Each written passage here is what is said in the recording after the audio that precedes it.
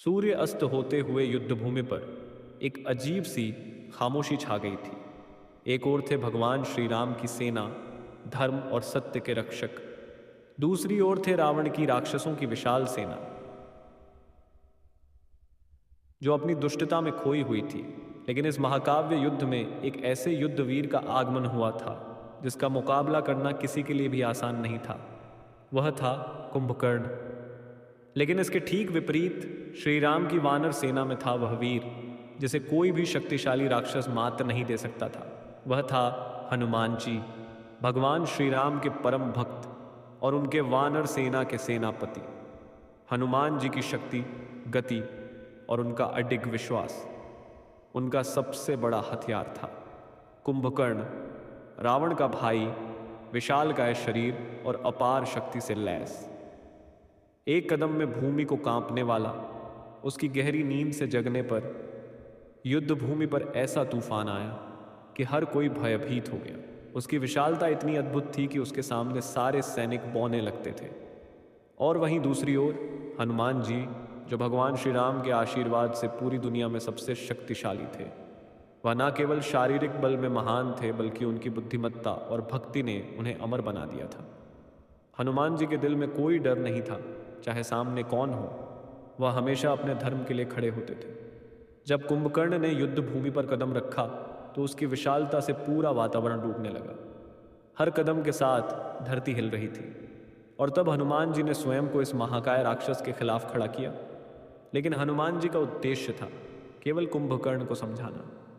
वह जान रहे थे कि यह युद्ध केवल शारीरिक बल का नहीं, बल्कि एक धर्म का संघर्ष है।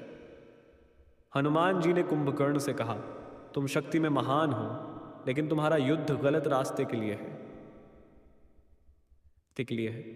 तुम रावण के साथ हो, जो अधर्म और पाप का प्रतीक है। अपने शक्ति का उपयोग सही दिशा में करो। लेकिन कुंभकर्ण ने गुस्से से भरा, मैं अपने भाई के लिए लड़ा रहा हूं, मैं तुम्हें हरा कर दिखाऊंगा। और उसने हनुमान जी की बातों को नकार दिया। अब युद्ध शुरू हुआ, दोनों के बीच एक महाकाव्य संघर्ष। कुंभकर्ण ने अपनी भारी मुट्ठियां हनुमान जी पर तान दी, लेकिन हनुमान जी ने अपनी अद्वितीय गति और फुर्ती से कुंभकर्ण के हर हमले को बचा लिया। कुंभकर्ण के हमले जैसे पहाड़ गिर रहे थे, लेकिन हनुमान जी उन सभी को बड़ी चपलता से चकमा दे रहे थे। कुंभकर्ण की विशालता एक ओर उसकी ताकत थी, लेकिन दूसरी ओर यह उसकी कमजोरी बन गई। हनुमान जी ने उसकी बड़ी देह को देखकर उसकी कमजोरियों को समझ लिया और फिर एक एक करके उन पर प्रहार करना शुरू किया। हनुमान जी ने कुंभकर्ण को एक जोरदार वार किया, जिससे वह जमीन पर गिर पड़ा। लेकिन कुंभकर्ण ने हार नहीं मानी। वह फिर से उठ खड़ा हुआ। तुम्हारी ताकत अपार है हनुमान, उसने कहा, लेकिन मैं फिर से उठ खड़ा हो सकता हूं। इस बार युद्ध और भी घमासान था, लेकिन हनुमान जी ने अपनी पूरी ताकत लगा दी। हनुमान जी ने एक त्वरित छलांग लगाई और कुंभकर्ण के कंधे पर कड़ा प्रहार किया। और फिर एक अंतिम झटके में हनुमान ने कुंभकर्ण के सिर पर प्रहार किया,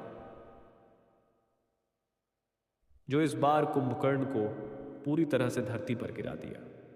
कुंभकर्ण अब पिघल चुके थे। उसकी आंखों में आत्मसमर्पण था। उसने हनुमान से कहा, तुम सही थे हनुमान। मैंने रावण के लिए लड़ाई लड़ी, लेकिन सच्चाई और धर्म के रास्ते से भटक चुका था। तुमने मुझे दिखाया कि असली शक्ति धर्म में है और वही जीत है। हनुमान जी ने उसे आशीर्वाद दिया और कहा, तुम एक महान योद्धा हो कुंभकर्ण, लेकिन तुम्हें अपने रास्ते पर आना होगा। अब तुम्हारा कष्ट समाप्त हो गया। और इस तरह कुंभकर्ण का अंत हुआ। वह एक वीर योद्धा था, लेकिन वह अपने पथ पर लौटने में असफल रहा। हनुमान जी ने उसे यथासंभव सम्मान दिया और भगवान राम की भक्ति में यकीन करने का संदेश दिया। यह युद्ध केवल शक्ति और बल का नहीं था, यह धर्म, नीति और सही रास्ते पर चलने की लड़ाई थी। हनुमान जी ने यह सिद्ध किया कि सच्ची शक्ति केवल शारीरिक बल में नहीं, बल्कि सत्य, धर्म और भक्ति में होती है। हमसे यह कहानी केवल एक युद्ध की कथा नहीं, बल्कि एक शिक्षा देती है कि सत्य और धर्म के रास्ते पर चलने वाले कभी हारते नहीं। अगर आपको ये कहानी पसंद आई हो तो चैनल को सब्सक्राइब करें और वीडियो को शेयर करें।